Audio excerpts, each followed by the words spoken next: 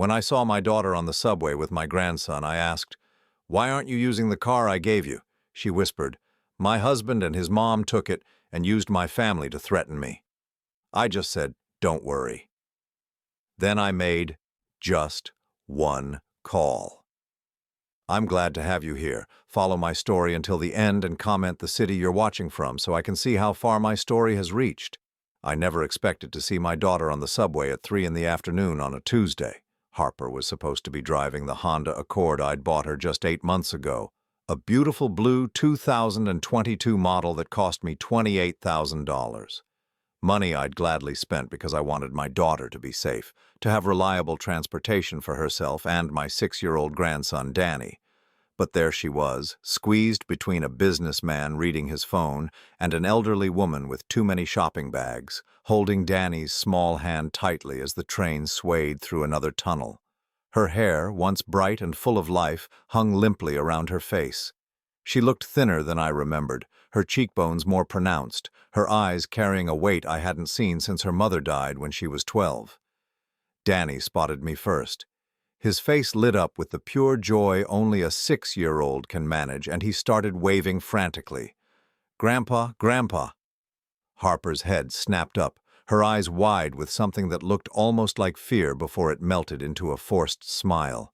She whispered something urgent to Danny, who immediately stopped waving and looked confused.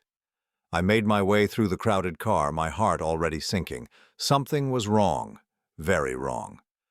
"Harper, sweetheart," I said, settling into the empty seat across from them. "What are you doing here? Where's your car?" The smile faltered for just a moment, and I caught a glimpse of something desperate in her eyes before she reconstructed her expression. "Oh, Dad, hi. We were just running some errands downtown. You know how parking is." It was a lie. I could hear it in the way her voice pitched higher, see it in the way she wouldn't quite meet my eyes. Danny shifted restlessly beside her, his small legs swinging back and forth. He opened his mouth to say something, but Harper's grip on his hand tightened almost imperceptibly. "Parking," I repeated slowly. "Harper, you live in Brookline. There's plenty of parking near the subway station. Why didn't you drive to the station and take the train from there?" She was quiet for so long that the train stopped at 2 more stations. People got on and off around us, the usual symphony of city sounds, squeaking brakes, automated announcements, conversations in a dozen languages, filling the space where her answer should have been. Finally, when we were alone except for Danny and an old man dozing in the corner, she leaned forward and spoke in a voice so low I had to strain to hear it. "They took it." "Who took it?" But even as I asked, I was afraid I already knew the answer. "Roger and his mother."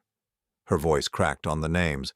They said I didn't need it anymore. That I should be grateful they let me keep the apartment." The words hit me like a physical blow. Let her keep the apartment? The apartment where she lived with her husband and son. "Harper, that car is in your name. Legally, they can't just take it." She laughed, but there was no humor in it. "Legal doesn't matter when." She glanced at Danny, who was thankfully distracted by something outside the window. "When they have other ways of making you cooperate." My blood pressure spiked. I'd been a lawyer for 38 years before retiring 3 years ago. I knew manipulation when I saw it, knew the signs of financial abuse, emotional control.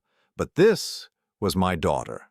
My bright, independent daughter who'd graduated summa cum laude from Boston University, who'd once told me she'd never let anyone control her the way her mother had been controlled by her own family. "What kind of ways, Harper?"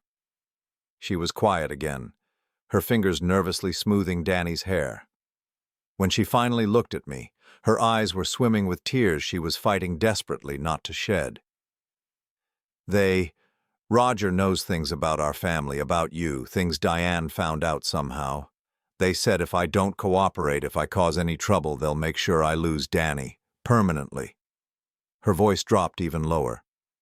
"They said they'd use our family's reputation against me in court, make it look like I'm an unfit mother."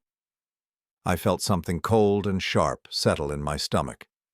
"What things about our family?" But Harper shook her head quickly. "I can't. Not here."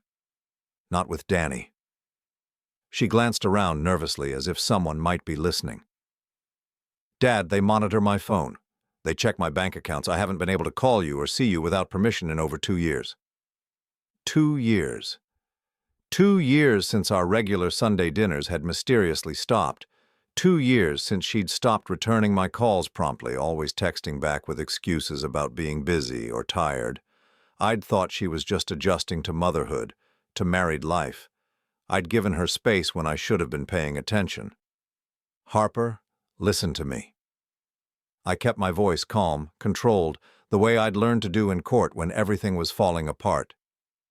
This is going to stop. Today. She shook her head, frantically. No, Dad, you don't understand.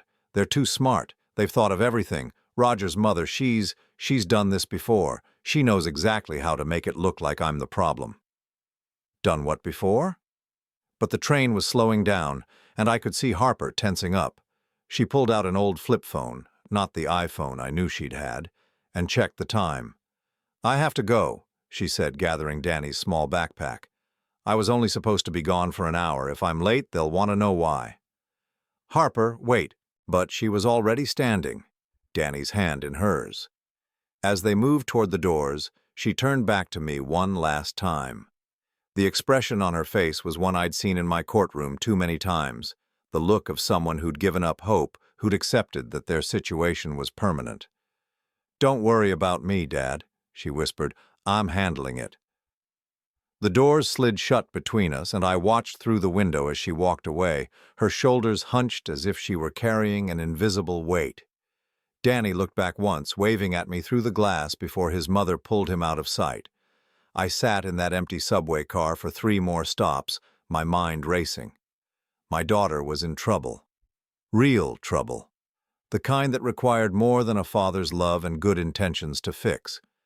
But Harper was wrong about one thing. I wasn't going to worry about her. Worrying was passive, helpless. What I was going to do was much more active. I pulled out my phone and scrolled through my contacts until I found the number I needed. A number I'd hoped I'd never have to use, but had kept just in case. It rang twice before a familiar, gruff voice answered. Morrison Investigations. Detective Morrison, I said, my voice steady despite the storm raging inside me. It's Michael Brennan. I need your help. There was a pause, then a low whistle. Michael, it's been, 5 years since the Patterson case? Something like that. Listen, Tom, this is personal. It's about my daughter. What kind of personal? I looked out the subway window at the city rushing by, thinking about Harper's hollow eyes, her forced smile, the way she'd flinched when I asked about the car. The kind where someone is going to pay. The call with Detective Morrison had been brief but productive. He'd agreed to meet me the next morning, but I couldn't wait that long to start putting pieces together. I spent that evening in my study, surrounded by the legal pads and case files that had been my tools for nearly 4 decades, trying to reconstruct when everything had gone wrong. The truth was, I'd seen the signs. I'd just chosen to ignore them. It started small, the way these things always do. 3 years ago, when Danny was 3, Harper began canceling our Sunday dinners. Just occasionally at first. Roger had work commitments, Danny wasn't feeling well, they'd been invited to his mother's house instead. Reasonable excuses, the kind any busy family might have. But then the cancellations became more frequent and the excuses became more elaborate.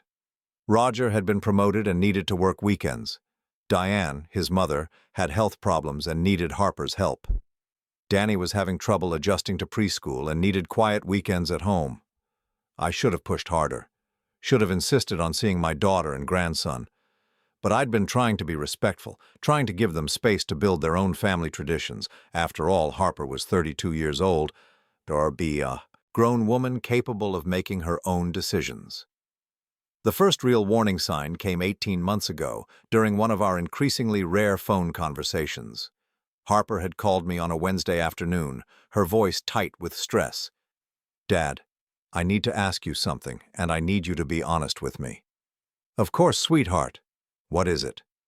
Did you ever tell Roger that you thought he wasn't good enough for me? The question had caught me completely off guard. What? No, Harper. Why would you think that?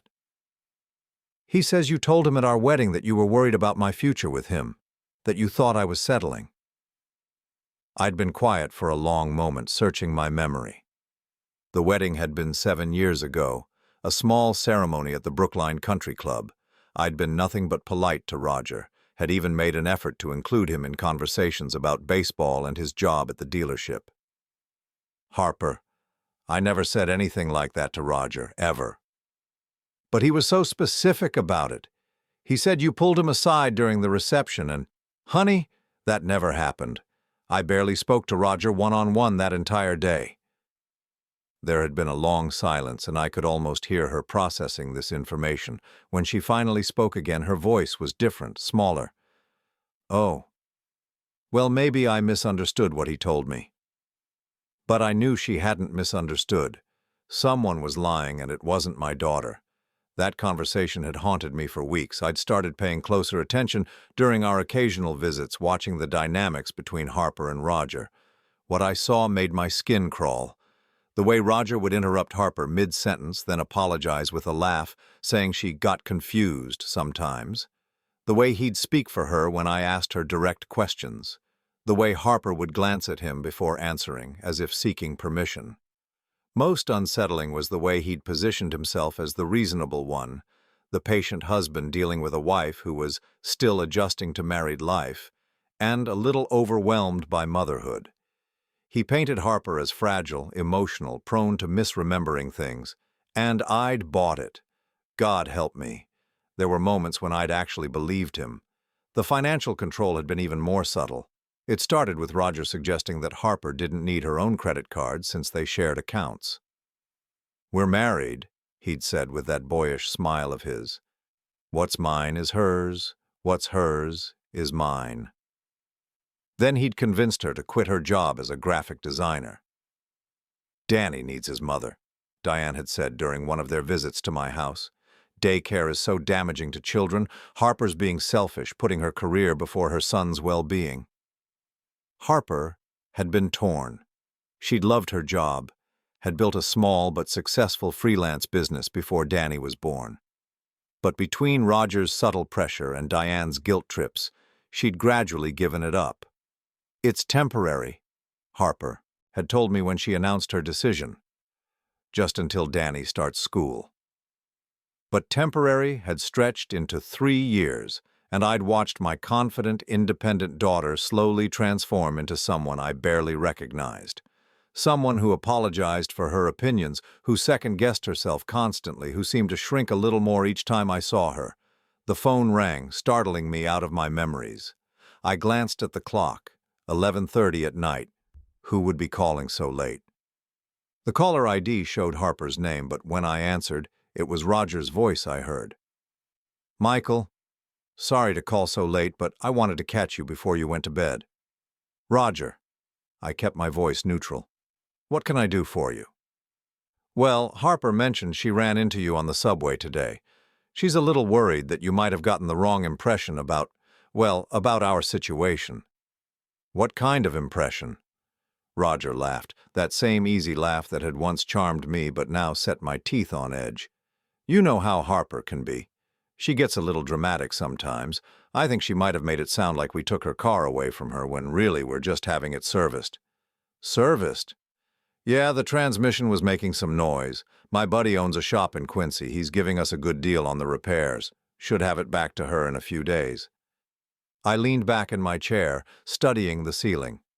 Roger was good. Very good. The lie was plausible, delivered with just the right amount of casual confidence. If I hadn't seen the fear in Harper's eyes that afternoon, I might have believed him. That's good of your friend, I said. What's the name of the shop? I'd like to recommend him to my neighbors if he does good work. There was the briefest pause. Oh, you know, I can't remember the exact name off the top of my head. Tony's something or other. I'll ask Harper to get you the details. Don't worry about it. I'll ask Harper myself when I talk to her. Another pause, longer this time. Actually, Michael, that's kind of why I'm calling. Harper's been feeling a little overwhelmed lately. The doctor thinks she might be dealing with some postpartum depression, even though Danny's 6 now. You know how these things can linger. Postpartum depression. 6 years later. The audacity of it took my breath away. I see. The thing is, the doctor recommended that Harper limit stressful situations for a while, family visits, phone calls, that kind of thing, just until she gets back on her feet. Are you telling me I can't see my daughter? Of course not. Roger's voice carried just the right note of wounded innocence. I would never presume to interfere with your relationship with Harper. I'm just asking that you maybe give her some space right now, for her own good. For her own good? The manipulation was so naked, so blatant that I almost laughed out loud. I appreciate your concern for Harper's well-being, I said carefully, but I think I know my daughter well enough to judge what's best for her. Of course you do, Roger said quickly. I didn't mean to imply otherwise. It's just that, well, Diane has some experience with these kinds of mental health issues. She's been such a help to Harper, really guiding her through this difficult time. Diane. Roger's mother. The woman who'd never liked Harper from the moment they'd met. The woman who'd made snide comments about Harper's weight during her pregnancy, who'd criticized her parenting at every opportunity, who'd somehow convinced Harper that she needed guidance from someone who clearly resented her existence. I'm sure Diane means well, I said. She does. We all do. We just want what's best for Harper and Danny. So do I. There was a long silence. When Roger spoke again, his voice had lost some of its warmth. Of course. Well, I should let you get some sleep. Thanks for understanding about the car situation. I'll make sure Harper explains everything when she's feeling more like herself. The line went dead. I sat in my study for a long time after that, staring at the phone and thinking about patterns, about the way predators isolated their prey, cut them off from support systems, made them dependent. I thought about the conversation I'd had with Harper 18 months ago, about Roger's claim that I'd insulted him at their wedding, about how Harper's voice had changed when I'd denied it, how she'd sounded like someone who was just beginning to realize she'd been lied to. Most of all, I thought about the fear in her eyes on the subway, and the way she'd looked around nervously as if someone might be watching. Someone was watching, someone was always watching, but two could play that game. I reached for my phone and scrolled through my contacts again, this time looking for a different number, one I hadn't called in years but knew would still be active. It rang 4 times before a sleepy voice answered. Marcus Webb. Marcus, it's Michael Brennan. I'm sorry to call so late, but I need a favor. Marcus was a private investigator I'd worked with on several difficult divorce cases. Discreet, thorough, and completely without scruples when it came to protecting his clients' interests. Michael, Jesus, what time is it? Late. Listen, I need you to look into someone for me. Roger Castellano, mid-30s, works at a car dealership in Newton. I want to know everything, his financial history, employment record, previous relationships, everything. There was a pause as Marcus woke up fully. This personal or professional? Personal, and Marcus, I need it fast. How fast? I thought about Harper's hollow eyes, about the fear in her voice when she'd told me about the threats. Yesterday. Detective Morrison looked exactly the same as he had 5 years ago, when we'd worked together on the Patterson custody case. Still built like a linebacker, still wearing the same style of rumpled brown jacket, still carrying himself with the quiet confidence of someone who'd seen every kind of human ugliness and lived to tell about it. We met at Murphy's Diner on Commonwealth Avenue, a place where the coffee was strong and the booths were deep enough to have private conversations. I'd arrived 10 minutes early, but Morrison was already there, nursing a cup of black coffee and reading through a manila folder that was thicker than I'd expected. You work fast, I said, sliding into the booth across from him. When Michael Brennan calls in a favor, I pay attention. He closed the folder and looked at me with those sharp gray eyes that had intimidated countless witnesses over the years. Tell me about your daughter. I told him everything, about the subway encounter, about Harper's fear, about the phone call from Roger. Morrison listened without interrupting, occasionally making notes on a small pad. When I finished, he was quiet for a long moment. How much do you know about your son-in-law's previous relationships? Not much. Harper mentioned he'd had a serious girlfriend before her, but they broke up because she moved away for work. Why? Morrison opened the folder and pulled out a photograph. It showed a young woman with dark hair and nervous eyes sitting in what looked like a police station. This is Amanda Walsh. She dated Roger for 3 years. From 2011 to 2014, she filed a restraining order against him in January of 2015. My blood chilled. What happened? According to the police report, Roger had been controlling her finances, monitoring her communications, and threatening to harm himself if she left him. Sound familiar? It sounded very familiar. I stared at the photograph, seeing echoes of Harper's hollow expression in this stranger's face. There's more, Morrison continued, pulling out another file. Jessica Martinez dated Roger from 2015 to 2017. No restraining order, but she did file a complaint with the Better Business Bureau about Roger's mother. Diane, what kind of complaint? Diane apparently convinced Jessica to invest $15,000 in a business venture that never materialized. When Jessica asked for her money back, Diane claimed there had been a misunderstanding about the terms. Morrison laid out more photographs, more documents. 3 women in total, all between the ages of 25 and 35 when they'd met Roger. All had ended up isolated from their families, financially dependent, and emotionally shattered. The pattern is always the same, Morrison explained. Roger targets women who are independent but emotionally vulnerable. Women who've lost a parent, who've moved away from their support systems, who are looking for stability. He's charming at first, incredibly romantic, makes them feel like they're the center of his world. I thought about Harper at 25, still grieving her, mother's death, working long hours to build her freelance business, the perfect target. Then what happens? The isolation starts slowly. He finds reasons why their friends are bad influences, why their families don't understand their relationship. He encourages them to quit their jobs, to become financially dependent on him. By the time they realize what's happening, they're trapped. Morrison pulled out a legal document. This is the really interesting part. All 3 of these women had assets when they met Roger. Savings accounts, cars, inheritances. By the time they broke up with him, they had nothing. He stole from them? Legally, no. They signed documents giving him access to their accounts, put his name on their car titles, agreed to investments that benefited him. But they all claim they were coerced, that he used emotional manipulation and threats to get them to cooperate. I felt sick. What kind of threats? Suicide threats were common. He'd threaten to kill himself if they left him, if they didn't do what he wanted. Amanda Walsh told police that Roger once stood on the edge of a highway overpass, threatening to jump unless she agreed to take out a loan to pay off his gambling debts. And they all believed him? Morrison's expression was grim. Michael, you've been practicing law long enough to know how manipulation works. These women weren't stupid or weak. They were systematically broken down over a period of years. Roger is very, very good at what he does. What about his mother? Diane's role in all this? That's where it gets really ugly.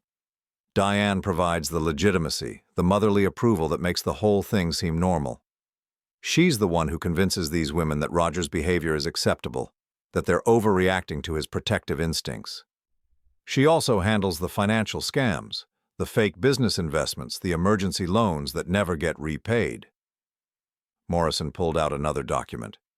This is Diane's credit report. She's been involved in at least 6 questionable financial transactions over the past 10 years, always involving young women who were dating her son. I stared at the papers spread across the diner table, feeling a cold rage building in my chest. This wasn't just about Roger being a bad husband. This was about 2 people who had turned emotional abuse into a business model. Where are these women now? Amanda Walsh moved back to California to live with her sister, lost her house, her car, everything. Jessica Martinez is in therapy trying to rebuild her life. The 3rd woman, Kelly Chen, took out a restraining order against both Roger and Diane last year. Last year, while Roger was married to Harper? Apparently, Roger had been contacting Kelly on social media, telling her he'd made a mistake, that he wanted to work things out. When she refused to see him, Diane started showing up at her workplace, claiming Kelly owed them money from their previous relationship. The pieces were falling into place now, creating a picture so ugly I could barely process it. Roger hadn't just been unfaithful to Harper, he'd been running a parallel scheme, trying to rekindle relationships with his previous victims. Does Harper know about any of this? Morrison shook his head. I doubt it. Roger and his mother are experts at compartmentalization. They keep their victims isolated from each other, make each one believe she's special, that the problems in the relationship are her fault. I thought about Harper's voice on the subway, the way she'd said Roger and Diane had threatened to use our family's reputation against her. What kind of leverage do they have over Harper specifically? Morrison consulted his notes. I'm still working on that, but based on the pattern, they've probably convinced her that she's an unfit mother in some way, that she's mentally unstable or financially irresponsible. They create a narrative where the victim is always at fault, always in need of their guidance and control. How do we stop them? That's the tricky part. Everything Roger and Diane do is technically legal. The financial coercion happens gradually with signed documents. The emotional abuse is hard to prove, and they're smart enough to avoid anything that would constitute criminal behavior. Morrison leaned forward, his voice dropping lower. But there's one thing working in our favor. Roger's getting sloppy. The fact that he tried to restart things with Kelly Chen while married to Harper shows he's overconfident, taking bigger risks. What does that mean for Harper? It means we set a trap. We give Roger enough rope to hang himself, and we make sure Harper is protected when he does. I felt a spark of hope for the first time since seeing Harper on the subway. What kind of trap? Morrison smiled, and it wasn't a pleasant expression. Roger thinks he's the smartest person in the room. He's used to dealing with isolated, vulnerable women who have no one to turn to for help. But Harper has something his other victims didn't have. What's that? She has a father who's not going to let this slide, and she has a father who knows exactly how to destroy someone using the legal system. Morrison gathered up his files and slid them across the table to me. Take these home, study them. Learn everything you can about Roger and Diane's methods, because we're going to use their own tactics against them. As we stood to leave, Morrison grabbed my arm. Michael, there's one more thing you need to know. According to my sources, Roger has been telling people that Harper is mentally unstable, that she's been having episodes. He's building a case for custody of your grandson. The rage I'd been keeping contained finally boiled over my dead body. That's the spirit, Morrison said grimly. Because if we don't stop this now, Roger is going to take everything from Harper, her son, her freedom, her sanity, and based on his track record, he'll probably succeed. I walked out of that diner with a burning determination I hadn't felt since my prosecuting days. Roger and Diane had picked the wrong family to target. They'd mistaken Harper's kindness for weakness, her trust for stupidity.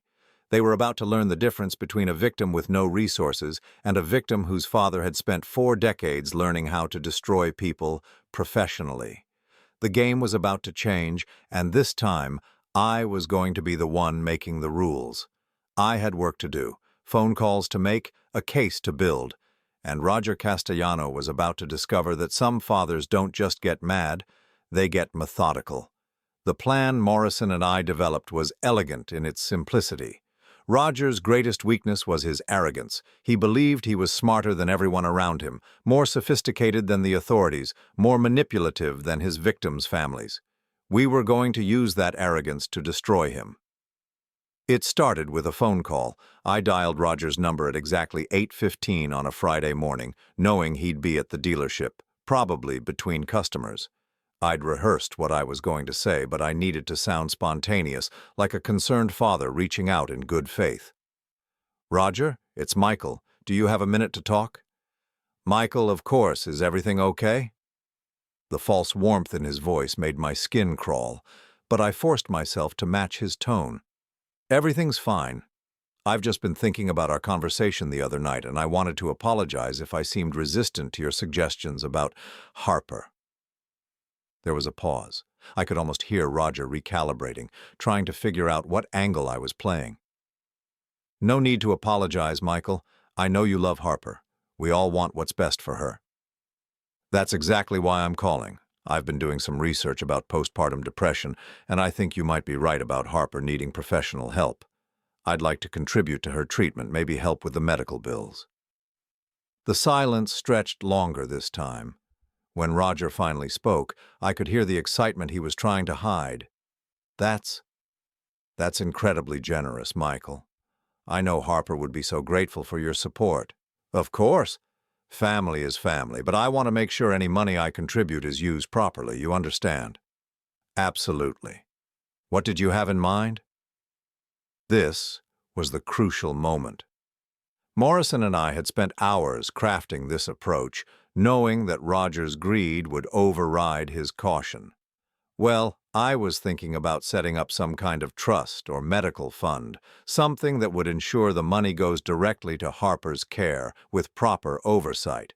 I'd probably need to involve my financial advisor, maybe have him meet with you and Harper to discuss the details. That sounds perfect, Roger said quickly. When were you thinking? How about this weekend, Saturday afternoon? I could have my advisor come to your place. We could all sit down together and work out the arrangements. Actually, Roger's voice took on that smooth, controlling tone I'd learned to recognize. It might be better if we met at my mother's house. Harper's more comfortable there, and Diane has experience with these kinds of financial arrangements. Of course she does, I thought. Out loud I said, whatever makes Harper most comfortable. Should I bring any specific documentation? Just your financial information, bank statements, investment accounts, that sort of thing. Diane will need to see the full picture to set up the trust properly. There it was. Roger had just admitted that his mother would be handling my money, reviewing my private financial information, and setting up a trust that I'd never actually agreed to create. Morrison had been right. Roger was getting sloppy, so confident in his ability to manipulate people that he wasn't even bothering to be subtle anymore. I'll bring everything, I said. What's the address? Roger gave me Diane's address in Newton, a nice suburban neighborhood where the houses were expensive enough to look respectable, but not so expensive as to attract unwanted attention. We agreed on 2 o'clock Saturday afternoon. Oh, and Michael? Roger's voice carried a note of false intimacy. It might be better if we kept this between us for now. Harper's been so stressed lately, and I don't want to get her hopes up until everything is finalized. Of course, I understand completely. The moment I hung up, I called Morrison. He took the bait? Hook, line, and sinker. Saturday afternoon at Diane's house. He wants me to bring my financial information so they can set up a trust for Harper's medical care. Morrison chuckled. Beautiful. They're moving faster than I expected. Did he mention keeping it secret from Harper? Naturally. He doesn't want to get her hopes up. Perfect. That gives us everything we need. He's admitting that he's making financial arrangements for Harper without her knowledge or consent, and that his mother is involved in handling other people's money. Morrison had already arranged for the technical aspects of our trap. My financial advisor would actually be Marcus Webb, the private investigator I'd worked with before, wearing a wire and carrying recording equipment, sophisticated enough to capture every word of the conversation. The plan was simple. Get Roger and Diane to incriminate themselves by revealing their true intentions about the money, about Harper's supposed mental health issues, and about their long-term plans for controlling her life. Once we had them on tape admitting their schemes, we'd have enough evidence to protect Harper legally and expose their manipulation to the authorities. Saturday morning, I met with Marcus at his office in downtown Boston. He was a thin, nervous-looking man who could pass for an accountant or insurance agent, exactly the kind of person Roger would underestimate. "You sure you want to go through with this?" Marcus asked as he fitted me with a small recording device. "If these people are as dangerous as Morrison says, this could get ugly." "They've been destroying my daughter's life for 7 years," I said flatly. I'm not backing down now. Marcus handed me a briefcase filled with fake financial documents. Bank statements showing a larger balance than I actually had, investment portfolios that looked impressive but were completely fabricated, insurance policies and retirement accounts that painted the picture of a wealthy man with more money than sense. Remember, Marcus said, let them do most of the talking. Ask questions that make them explain their plans in detail. The more specific they get about how they're going to handle your money, the more trouble they'll be in later. At exactly 2 o'clock, Marcus and I rang the doorbell of Diane's house. It was a colonial-style home with perfectly manicured landscaping and expensive cars in the driveway, the kind of place that screamed respectable middle-class prosperity. Diane answered the door herself. She was a woman in her late 50s, carefully preserved with salon-perfect hair and clothes that cost more than most people spent on groceries in a month. Her smile was warm and welcoming, but her eyes were calculating, already sizing me up as a potential source of income. "Michael, how wonderful to finally meet you properly. Roger has told me so much about you." She led us into a living room that looked like something out of a magazine. All cream-colored furniture and expensive artwork, with not a single personal touch or sign that real people actually lived there. Roger was waiting for us, dressed in his best suit and wearing that boyish smile that had once charmed me. "Dad?" He stood up and shook my hand with both of his, a gesture that was probably meant to seem sincere but felt manipulative. "And this must be your financial advisor." Marcus introduced himself with exactly the right mixture of professional competence and nervous deference. Within minutes, Diane had positioned herself as the expert in the room, the wise older woman who would guide us through the complex process of setting up Harper's medical trust. "Now," Diane said, settling into her chair with a legal pad and expensive pen, "let's talk about Harper's needs. Roger has explained to me about her condition, and I have to say I'm not surprised. I saw the signs early in their marriage, but Harper was always so resistant to getting help." "What kind of signs?" Marcus asked innocently. "Oh, the usual things. Mood swings, irrational behavior, difficulty managing money. She's always been impulsive, you know. That's why it's so important that any financial support be properly structured and supervised." Roger nodded gravely. "We've tried to help her manage her expenses, but she gets defensive whenever we offer guidance. That's part of the illness, unfortunately." I forced myself to stay calm, to play the role of the concerned father who was just beginning to understand his daughter's problems. "I had no idea it was so serious," I said. "What kind of treatment are we looking at?" "Well," Diane said, consulting her notes, "there's the psychiatric evaluation, of course. That alone will cost about $5,000. Then there's the ongoing therapy, probably 2 to 3 sessions per week at $150 each. And if she needs medication—" She let the sentence trail off meaningfully. Marcus leaned forward with his pen poised over his notepad. "And how would you recommend structuring the trust to cover these expenses?" This was where Diane's true nature began to show. Her eyes lit up as she launched into a detailed explanation of how the money would be managed. By her, of course, since she had experience with these matters. Harper wouldn't have direct access to the funds, which would prevent her from misusing the money during her emotional episodes. "You have to understand," Roger interjected, "Harper can't be trusted to make rational decisions about her own care right now. She's convinced that there's nothing wrong with her, that we're the ones causing her problems. It's textbook delusional behavior." "How long has she been experiencing these delusions?" Marcus asked. Roger and Diane exchanged glances. "It's been getting worse over the past 2 years," Diane said. "She's become increasingly paranoid, claiming that Roger is monitoring her phone calls and controlling her money. She even accused him of hiding her car keys to prevent her from leaving the house." "Of course none of that is true," Roger added quickly. "We're just trying to keep her safe. She's been having these episodes where she forgets conversations we've had, forgets agreements she's made. The doctor thinks it might be early-onset dementia complicated by the depression." I felt a white-hot rage building in my chest, but I kept my voice level. This sounds more serious than I realized. What's the long-term prognosis? That's the thing, Diane said, leaning forward conspiratorially. With proper treatment and supervision, Harper could live a relatively normal life. But she needs structure, guidance.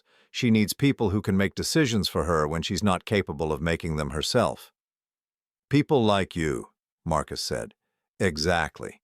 Roger and I have already been providing that kind of support, but it's been a strain on our finances. Roger's been using his own money to pay for Harper's care, to keep her from making impulsive purchases or poor decisions. What kind of impulsive purchases? I asked. Oh, you know how women can be with shopping, Diane said with a laugh that made my skin crawl. Clothes, jewelry, expensive treats for Danny. She spent $3,000 on toys for him last Christmas, money they didn't have. Roger had to take her credit cards away to prevent her from putting the family deeper into debt. Roger nodded sadly. It's heartbreaking, really. She used to be so responsible, so independent, but this illness has changed her completely. They continued talking for another 30 minutes, each lie building on the previous one, each fabrication more elaborate than the last. They painted a picture of Harper as a delusional, irresponsible woman who needed constant supervision and medical intervention. They positioned themselves as her devoted caregivers, sacrificing their own comfort for her well-being, and through it all, they made it clear that any money I contributed would be under their complete control, with no oversight or accountability. By the time Marcus and I left Diane's house, we had recorded over an hour of conversation that thoroughly documented Roger and Diane's fraudulent intentions, their systematic lies about Harper's mental health, and their plans to steal money under the guise of medical care. Jesus, Marcus said as we drove away. I've heard a lot of scams in my time, but those two are professionals. They had answers for everything, explanations for every lie. Did we get enough? More than enough. Between what they said today and the evidence Morrison gathered about their previous victims, you've got a solid case for fraud, financial elder abuse, and conspiracy. Any prosecutor in the state would love to take this to trial. But I wasn't thinking about prosecutors or trials. I was thinking about Harper, sitting alone in that apartment, believing she was mentally ill, believing she deserved the treatment she was receiving. I was thinking about my grandson, growing up in a house where his mother was systematically destroyed every single day. And I was thinking about what I was going to do next. Because recording Roger and Diane was just the first step. Now came the part where I destroyed them. The confrontation came sooner than I'd expected. I'd planned to wait another week before making my move, to gather even more evidence and ensure that Harper was completely protected before exposing Roger and Diane's scheme. But sometimes life forces your hand, and Sunday morning at 9:30, my phone rang with Harper's number on the caller ID. This time, it was actually Harper calling. "Dad?" Her voice was shaking, barely above a whisper. "Can you come get me, please?" My blood turned to ice. "Harper, what's wrong? Where are you?" "I'm at the grocery store on Beacon Street. Roger thinks I'm shopping, but I found something. Dad, I found recordings." "What kind of recordings?" "Recordings of our conversations. Private conversations I had with you, with Danny's teachers, with my old boss from the design firm. He's been recording everything for years." I was already reaching for my car keys. "Stay where you are. Don't go home. I'm coming to get you right now." "I can't stay long. If I'm gone too much longer, he'll come looking for me." "But Dad, there's more. Found a notebook where he's been documenting everything I do, everything I say. He's building some kind of case against me." The pieces clicked into place with sickening clarity. Roger hadn't just been controlling Harper's present. He'd been systematically documenting evidence to destroy her future. Every conversation, every interaction, every moment of vulnerability had been cataloged and recorded for future use. "Harper, listen to me very carefully. I need you to trust me completely. Can you do that?" "Yes." "I'm going to tell you some things that are going to be hard to hear, but I need you to know the truth. Roger and his mother have been running a scam. You're not mentally ill, you're not irresponsible, and you're not a bad mother. You've been deliberately manipulated and gaslighted for years." There was a long silence. When Harper spoke again, her voice was different, stronger, but with an undercurrent of rage. I hadn't heard from her since she was a teenager. I know. I've known something was wrong, but I couldn't prove it. Every time I tried to think clearly about what was happening, Roger would show me evidence of things I'd supposedly said or done, things I couldn't remember. Because they never happened. He's been creating false evidence to make you doubt your own memory and judgment. The recordings I found, some of them are edited. Conversations where my voice says things I never said. Dad, how is that even possible? Modern technology had made it frighteningly easy to manipulate audio recordings, to splice together words and phrases to create entirely fabricated conversations. Roger had been building an elaborate fiction about Harper's mental state, complete with manufactured evidence to support his claims. Harper, I need you to listen very carefully. Roger is more dangerous than you realize. He's done this before to other women, and right now he's planning to take Danny away from you. What? Her voice cracked with terror. He's been building a custody case based on the fake evidence he's collected. The mental health claims, the financial irresponsibility charges, it's all part of a plan to get full custody of Danny and cut you out completely. I could hear her breathing becoming rapid and shallow. Dad, I need to go back.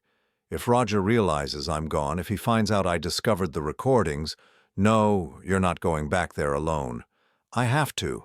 Danny's at home with Diane. If I don't come back soon, Harper, I'm calling the police. No. The word came out sharper than I'd expected. Dad, you don't understand. Roger has friends on the police force. He's been planning this for months, maybe years. If the police get involved now before we have proof of what he's been doing, he'll just use it as more evidence that I'm unstable. She was right, and I knew it. Roger had been too smart, too methodical in his approach. A hysterical wife calling the police with claims about hidden recordings. And financial manipulation would fit perfectly with his narrative about Harper's deteriorating mental health. Then what do you want to do? I want to go back and confront him, but I want you to be there when I do it. I want witnesses who can't be discredited or manipulated. It was dangerous. Roger had shown himself capable of elaborate psychological manipulation, but I'd seen enough domestic abuse cases to know that when cornered, manipulators often turned violent. But Harper was right about one thing. We needed to force Roger to show his true nature in front of witnesses who couldn't be dismissed or intimidated. All right. But we do this my way, with protection and backup. I called Morrison immediately. Within an hour, we had a plan. Morrison would position himself outside Roger and Harper's apartment building with recording equipment. I would accompany Harper inside, wearing a wire, while Marcus Webb waited in a car across the street as additional backup. The goal is to get Roger to admit what he's been doing, Morrison explained as we prepared. Harper has the advantage now. She knows about the recordings, but Roger doesn't know that she knows. We want him to incriminate himself. What if he gets violent? Harper asked. That's why your father is going to be there, and why I'm going to be right outside. If things go bad, we'll have plenty of evidence of Roger's true nature. Harper looked pale but determined. Let's do it. The drive to her apartment was the longest 15 minutes of my life. Harper sat beside me, clutching the small recording device she'd taken from Roger's hiding place. A tiny digital recorder that contained hours of manipulated conversations. I keep thinking about all the times he made me feel crazy, she said quietly. All the times I questioned my own memory, my own judgment. He was so good at it, Dad, so convincing. That's what makes him dangerous, but it's also what's going to destroy him. He's so arrogant, so confident in his ability to manipulate people that he doesn't know when to stop. We parked outside the apartment building and took the elevator to the 3rd floor. Harper's hands were shaking as she unlocked the door, but her voice was steady when she called out, "Roger, I'm home." He appeared in the doorway to the living room, that familiar boyish smile already in place, but something flickered in his eyes when he saw me behind Harper. "Michael, what a surprise. Harper didn't tell me you were coming by." "I invited him," Harper said, her voice carefully neutral. "We need to talk." Diane emerged from the kitchen, Danny's hand in hers. My grandson looked confused and a little frightened by the sudden tension in the room. "Grandpa?" Danny ran toward me and I scooped him up, holding him tight. Whatever happened next, I wasn't going to let this little boy be traumatized by it. "Hey, buddy, why don't you go to your room and play for a little while? The grown-ups need to have a boring conversation." Danny nodded and scampered off down the hallway. Once I heard his bedroom door close, Harper pulled out the small recording device and set it on the coffee table. "I found this," she said simply. The change in Roger's expression was instantaneous. The boyish charm vanished, replaced by something cold and calculating. Diane took a step backward, her face going pale. "Harper, sweetheart, what exactly do you think you found?" "Recordings of my private conversations that have been edited to make me sound unstable, irresponsible, delusional." Harper's voice was gaining strength with each word. "Conversations that never actually happened the way they appear on these recordings." Roger looked from Harper to me, his mind clearly racing. "I think there's been a misunderstanding. Those recordings were made for your own protection, Harper. You've been having memory issues, saying things and then forgetting you said them. I was just trying to help you remember." "By editing my voice to make me say things I never said?" "I never edited anything." But his voice had lost its smooth confidence. "If you think the recordings have been tampered with, maybe we should have them examined by a professional." It was a good recovery, but Harper was ready for it. "I already did. I took them to a friend who works in audio production. The editing is obvious once you know what to look for. Splice marks, background noise inconsistencies, frequency mismatches." Roger's jaw tightened. "Who did you show these to?" "Does it matter?" "Harper, you're sick. You're having paranoid delusions about people trying to harm you. This is exactly the kind of behavior the doctors warned us about." "What doctors?" I interjected. "Harper hasn't seen any doctors for mental health issues." Diane stepped forward, trying to regain control of the narrative. "Michael, you don't understand how serious Harper's condition has become. She's been refusing treatment, refusing to acknowledge that she needs help." "The only thing I need help with," Harper said, her voice rising slightly, "is getting you people out of my life." Roger's mask finally slipped completely. "You ungrateful bitch! After everything I've done for you, everything my mother has done, this is how you repay us?" The words hung in the air like a slap. Harper took a step backward, and I moved to stand beside her. "There it is," I said quietly, "the real Roger." "Shut up, old man, this is none of your business." "My daughter is absolutely my business." Roger turned back to Harper, his voice dropping to something low and menacing. "You want to play games, Harper? Fine, let's play. You walk out that door, you try to take Danny, and I'll destroy you. I have years of evidence about your mental instability, your drug use, your irresponsible behavior." "What drug use?" Harper demanded. "The prescription medications you've been abusing, the drinking problem you've been hiding, the times you've left Danny alone while you went on shopping binges. None of that is true, and you know it." Roger pulled out his phone and started scrolling through something. "I have photos of you passed out drunk while Danny played unsupervised.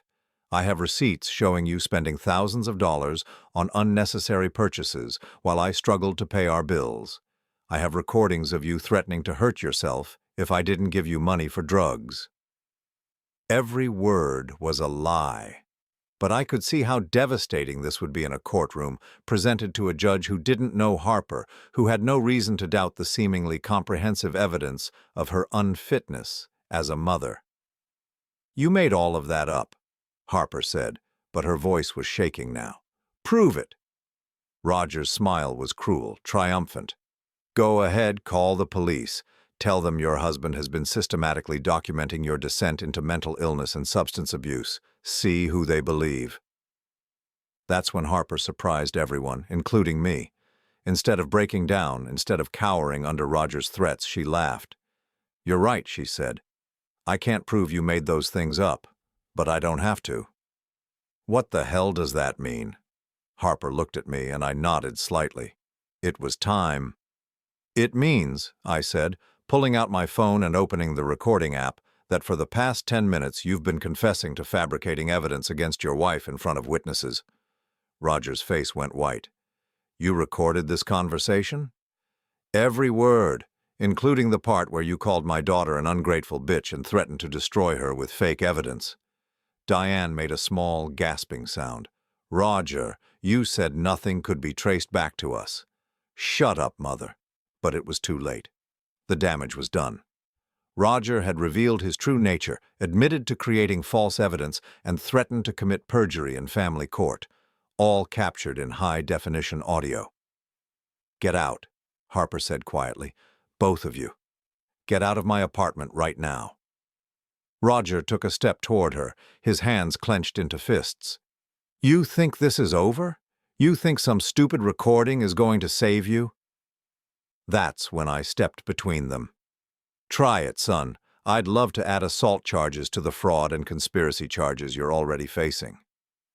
For a moment, Roger looked like he might actually swing at me. His face was flushed with rage, his breath coming in short gasps. But then he seemed to realize how completely he'd lost control, how thoroughly he'd destroyed his own carefully constructed facade. "This isn't over," he said, backing toward the door. "You have no idea what you're dealing with." "Actually," I said, "I know exactly what I'm dealing with. A small-time con artist who picked the wrong family to target." Roger and Diane left without another word, but I could hear Roger shouting in the hallway, his voice echoing off the walls as they waited for the elevator. Harper collapsed onto the couch, her whole body shaking with adrenaline and relief. "Is it really over?" she asked.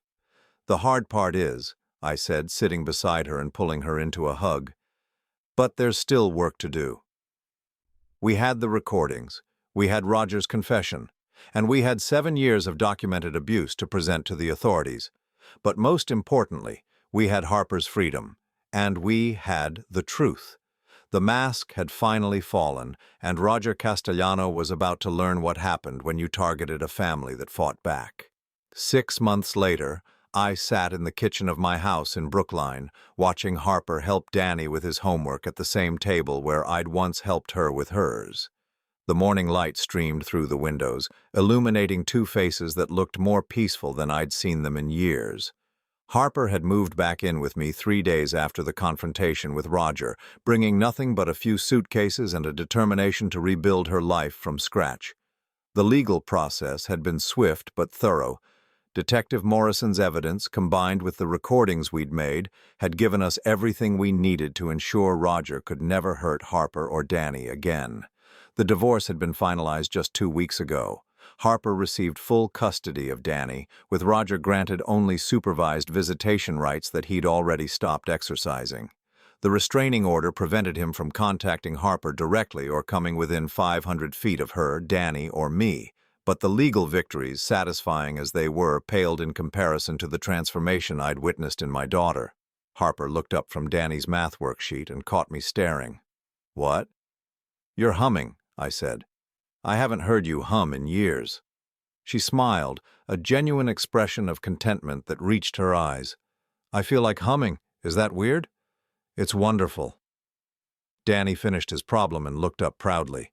"Grandpa, look! I got all the multiplication tables right." "That's fantastic, buddy. You're getting as smart as your mom." "Mom's the smartest," Danny said matter-of-factly. "She knows everything." Harper ruffled his hair. "Not everything, sweetheart, but I'm learning." She was learning. Over the past 6 months, Harper had slowly rediscovered who she was underneath 7 years of systematic manipulation. It hadn't been easy. There had been days when she'd questioned every decision, wondered if Roger might have been right about some things, struggled with the guilt and shame that are the lasting wounds of psychological abuse. But with therapy, with distance from her tormentors, and with the unconditional support of family who actually loved her, Harper was finding her way back to herself. The phone rang, interrupting our peaceful morning. I glanced at the caller ID and felt my jaw tighten slightly. "It's Morrison," I told Harper. She nodded. We'd been expecting this call for weeks, ever since the prosecutor's office had informed us that Roger's case was moving forward. "Michael?" Morrison's voice was cheerful when I answered. "I've got news, good news. I'm listening." Roger Castellano pled guilty this morning. Fraud, conspiracy, stalking, violation of computer privacy laws, the whole package. He's looking at 2 to 4 years, and he'll be required to pay restitution to all his victims. I felt a wave of satisfaction wash over me. What about Diane? She's cooperating with prosecutors in exchange for a reduced sentence. Apparently she's been running similar scams for over a decade, targeting vulnerable women through her son's relationships. She's providing information about other victims we didn't even know about. Harper had been listening to my side of the conversation, and I could see the relief in her eyes. "It's over?" she asked. "It's over," I confirmed. Morrison continued. "There's more. Roger's been ordered to undergo psychological evaluation and treatment, and the restraining order has been extended for 5 years, renewable if necessary." After I hung up, Harper sat quietly for a few minutes, processing the news. Danny had gone back to his homework, oblivious to the significance of the call. "I thought I'd feel more triumphant," Harper said finally. "But I just feel sad. Sad for the person I used to be, sad for all the time I lost, sad for Danny growing up in that environment."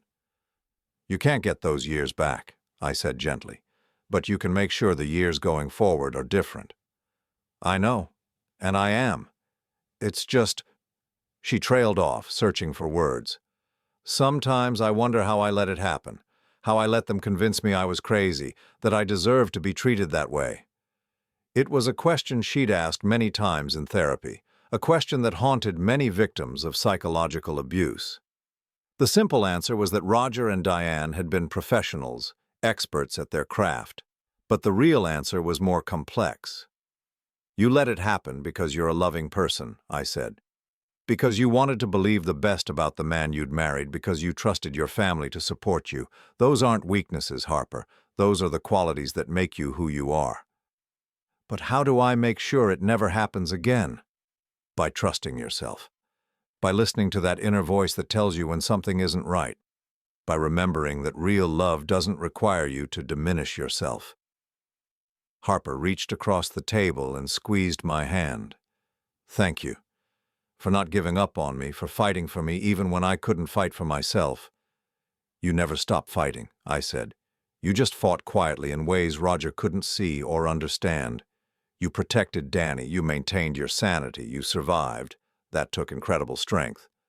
Danny looked up from his homework. "Are we going to stay here forever, Mom?" Harper and I had discussed this question many times over the past few months. She could afford a place of her own now. Her freelance design business was thriving again, and she'd received a substantial settlement as part of the divorce. But neither of us was eager to break up the family unit that had been healing all of us.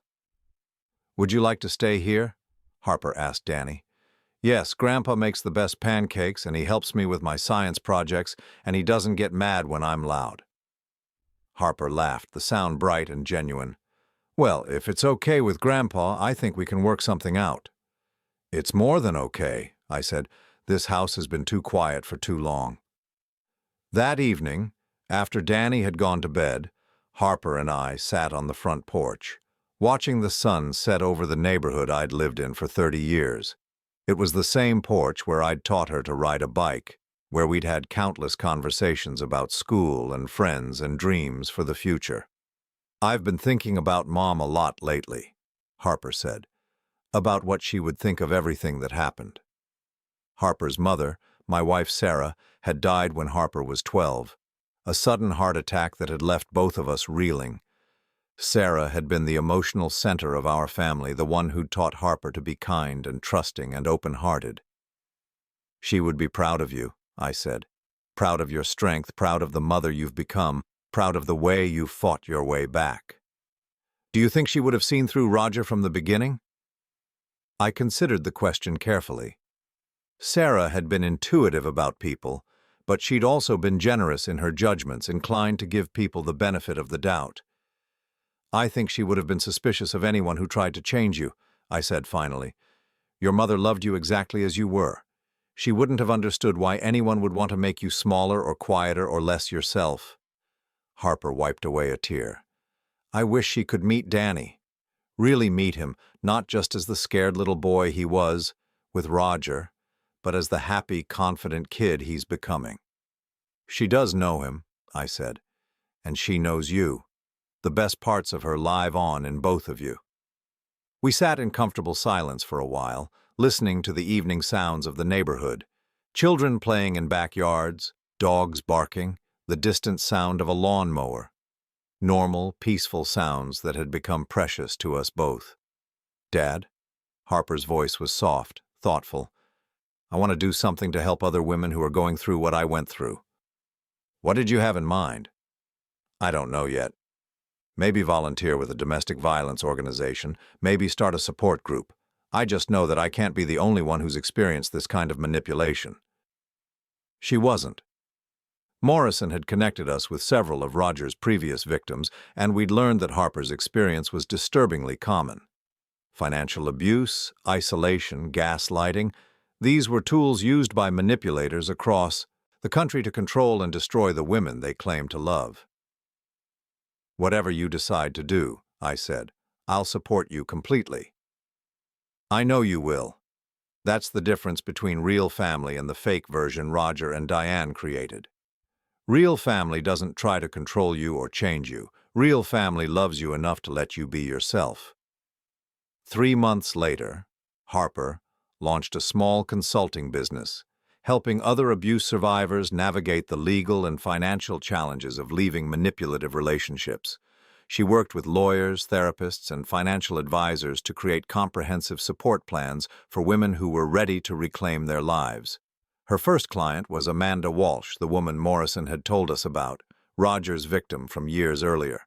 Amanda had been living in California, still struggling with the financial and emotional damage Roger had inflicted.